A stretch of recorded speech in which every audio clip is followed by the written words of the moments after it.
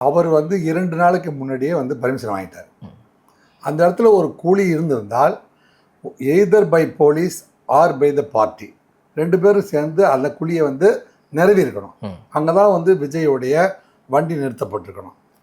விஜயோடைய வண்டி வந்து இந்த இடத்துல நிறுத்திக்கிங்க அப்படின்னு ப்ரிஸ்கிரைப் பண்ணும்போது கூலி இருக்கிற பக்கத்தில் நிறுத்த சொல்லி ப்ரிஸ்கிரைப் பண்ணலாமா இவ்வளோ கூட்டத்தில்?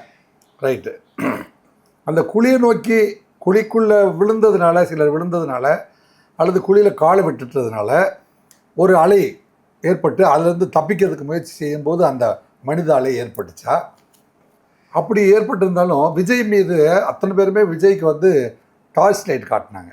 செல்ஃபோனில் வந்து டார்ச் ஓப்பன் பண்ணி அத்தனை பேரும் காட்டுறாங்க. அதை அவரும் ரசிச்சுட்டு இருக்கிறாரு. ஒரு இன்பகரமான ஒரு நிகழ்வு, அரங்கேற்றம். அப்படி தான் அது நடந்துச்சு. நீங்கள் விட்டு பார்த்துருப்பீங்க ஊடகக்கதை.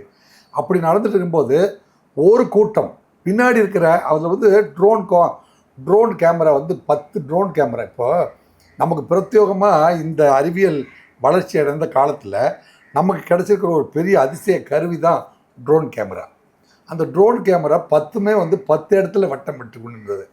அது விஜய் கேமரா 10, போலீஸ் கேமரா 2, 3. இது பத்தாம நம்ம நியூஸ் சேனல்களுடைய கேமரா, நியூஸ் சேனல்களுடைய கேமரா சுற்றிலையும் வந்து வண்டுகள் பறக்கிறது போல் பறந்துச்சு.